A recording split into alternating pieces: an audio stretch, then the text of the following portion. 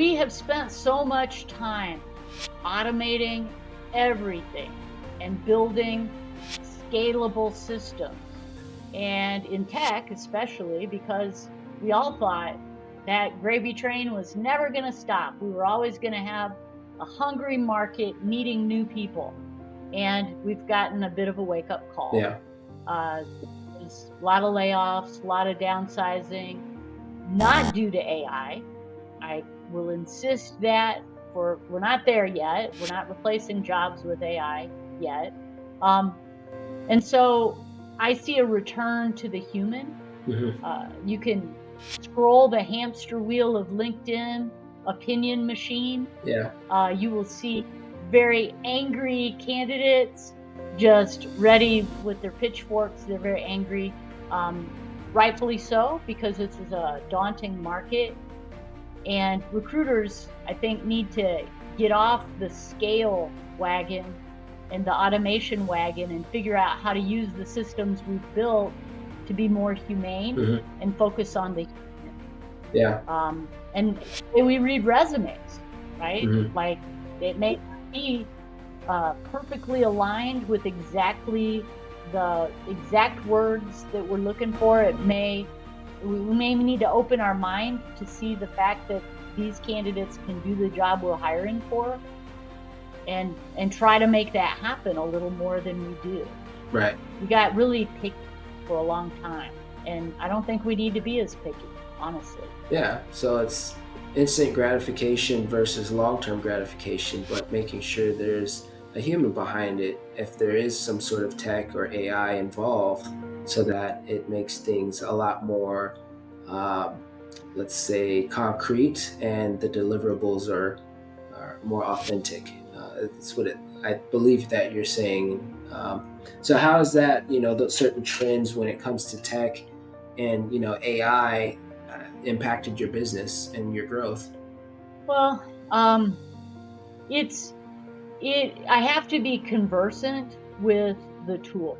I have to understand them and use them. And there is absolutely a use case for recruiters using AI. I do not believe it is in messaging. I do not want to outsource my thinking to generative AI or synthetic text extruders. My brain is special. It's why people use me and hire me. Exactly. Yeah, but it can provide an external lens that is useful. And there are things that we can automate. We can automate note taking. That is very helpful. That's changed a lot of my workflow. I do not automate messaging, especially at critical junctures within the cycle of a position, a hire. And I think if we think about how what we say is perceived by candidates, we're a lot better off. Yeah. Candidate experience. I was a candidate-focused recruiter before it was cool. And it's maybe, in this market, it maybe isn't as cool as it has been, but it's still something that I live and die by. Yeah. Like, every resume is a person. It's, it is representing a human being.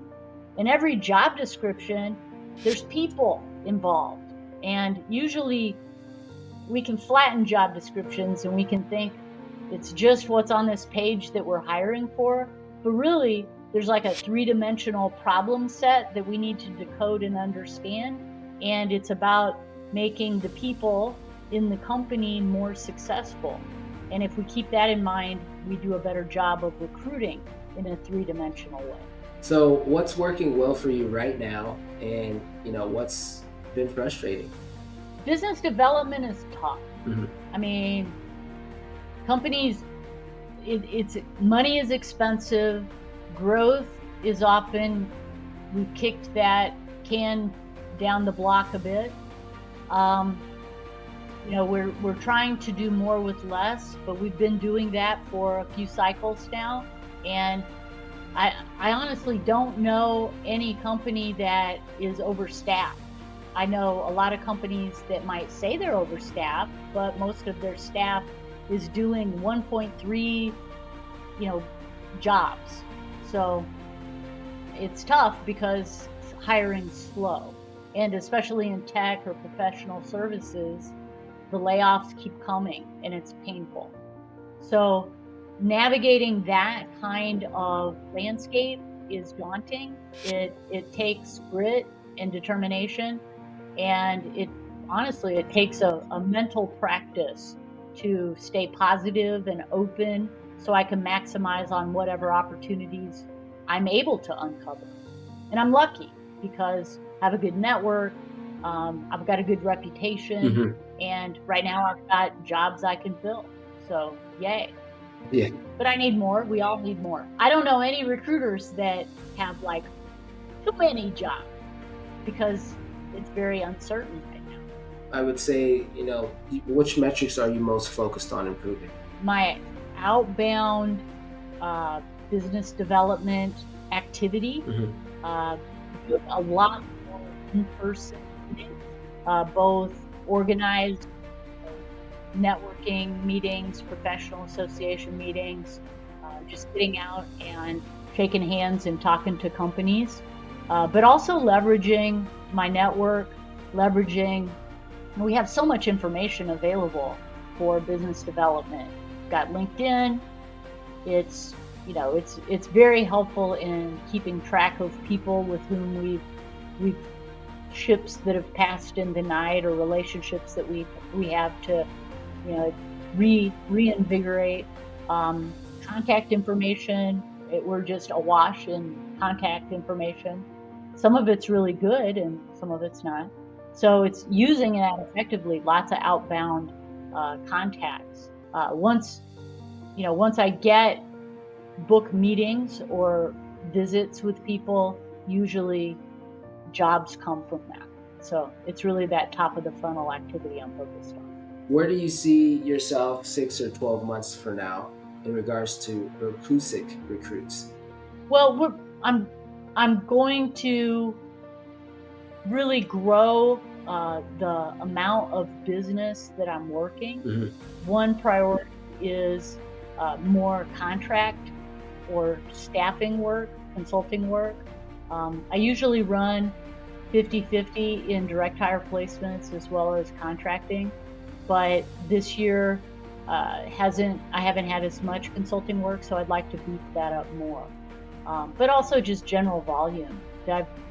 I've been taking care of aging parents and some family things, so I'm kind of through that and can focus on my business again, which is great, very exciting. So you mentioned like there is a goal in terms of contract consulting. Can you tell me a little bit more about that? Elaborate. What do those placements look like for you? Are they a more higher tier placement? Is there a better fee structure when it comes to that? What's the strategy there? It really varies. I mean, the jobs themselves are often very similar, whether I'm doing direct hire placement or consulting. Hmm. Uh, it's really the structure, and it's nice to have residual revenue. That's lovely. It's great to cash a $50,000-$60,000 check. Don't get me wrong, I love direct hire placements, but there's something about consulting. It can be the same level of role, same impact of the role. Maybe it's bringing internal teams external skills that they don't have, and they're doing knowledge transfer, and they keep people 6, 12, 18 months, sometimes longer, and it can result in a conversion to an employee, but sometimes it doesn't. And that's just it's very satisfying to be able to get that specific talent in, even if it's not a long-term or direct hire placement. I see. Okay. So are you looking more towards going away from direct hire placements? Are your clients on a contingency or retainer? And I know that was two questions, but the third question is, are you moving towards more of a subscription model, or are you looking to move towards a subscription model or fee structure only? Well, the way I've always done recruiting is that it can go either way. direct hire placement or consulting, or it can be a blend. So I've always done both, and it can be useful for companies, to pull from a different kind of budget for their consultants, even if eventually they end up converting them to an employee.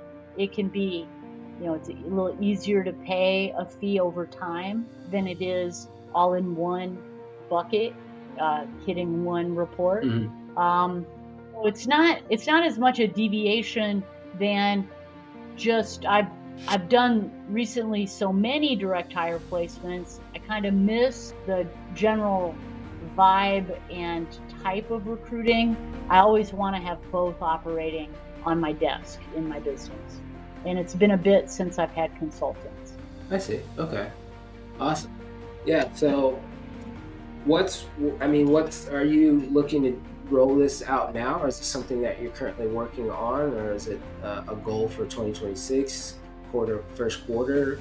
It's definitely part of my offerings now, but when I look at the tea leaves that we've all been given, employment trends and trends in money, it looks like contingency employees, contract employees, are going to be something that is maybe more palatable for employers to hire.